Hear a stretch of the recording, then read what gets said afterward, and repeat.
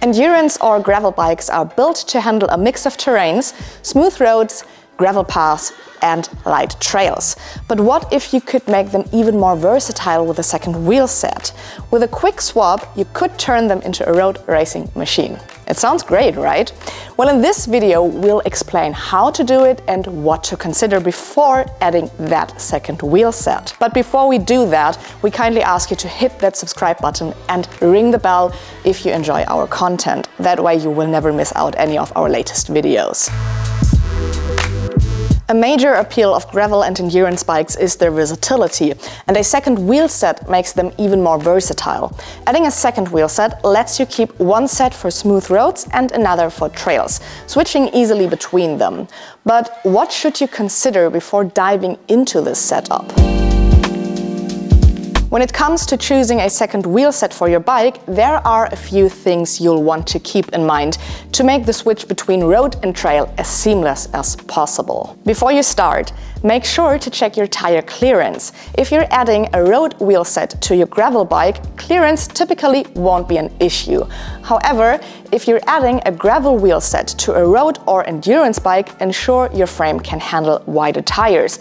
Most road bikes max out at around 28 to 30 millimeters. Endurance bikes often accommodate up to 32 to 35 millimeters, while gravel bikes can typically fit tires up to 45 millimeters or more for rugged terrain. Then make sure both wheel sets are compatible with your bike's axle.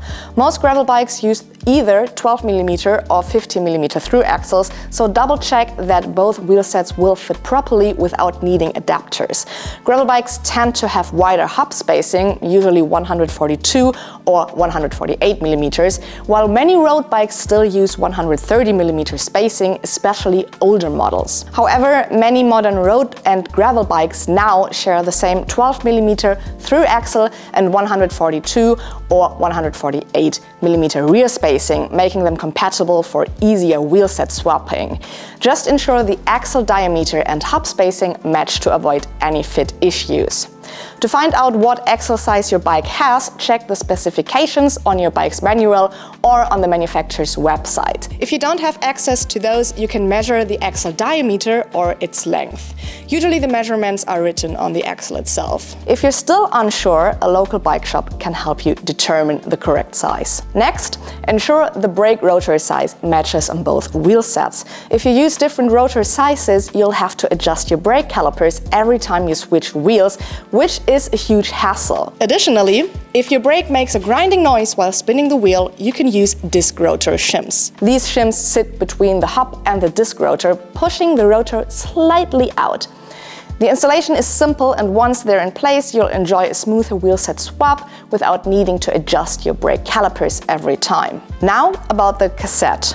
This is where the one bike, two wheel sets setup gets a bit more complex. For a smooth, hassle-free switch between wheel sets, it's best to have the same cassette on both wheel sets to ensure consistent shifting. If you're aiming for better road performance, consider a cassette with a more road-specific gear ratio, such as a smaller cog range like 11 till 28 teeth instead of 11 till 36 teeth.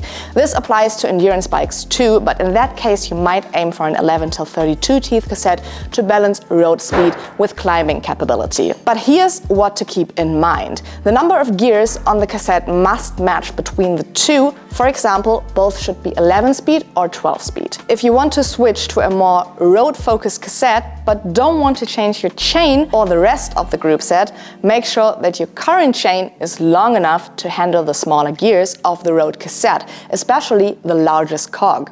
If the chain is too short, it may not be able to shift properly and the drivetrain could suffer. In most cases, if you keep the number of gears the same, you won't need to change your chain, but you might want to check the compatibility first.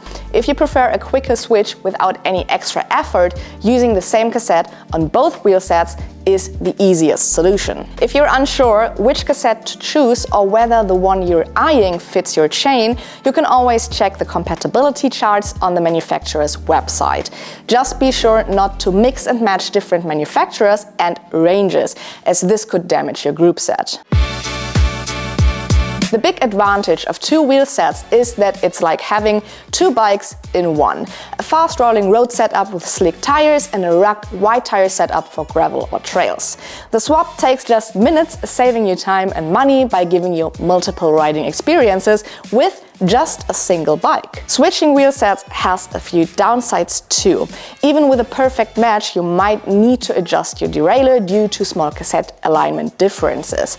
And while it's cheaper than a second bike, a quality wheel set is still a big investment. Plus, you'll need extra tires, brake rotors, and possibly a cassette, all of which add up. But if you're concerned about the price, consider checking out pre-owned options. At bicycle.com we offer a secure marketplace for pre-owned components and bikes, where you can find high-quality gear at a more affordable price than buying everything brand new. Don't let cost hold you back. Explore the options today.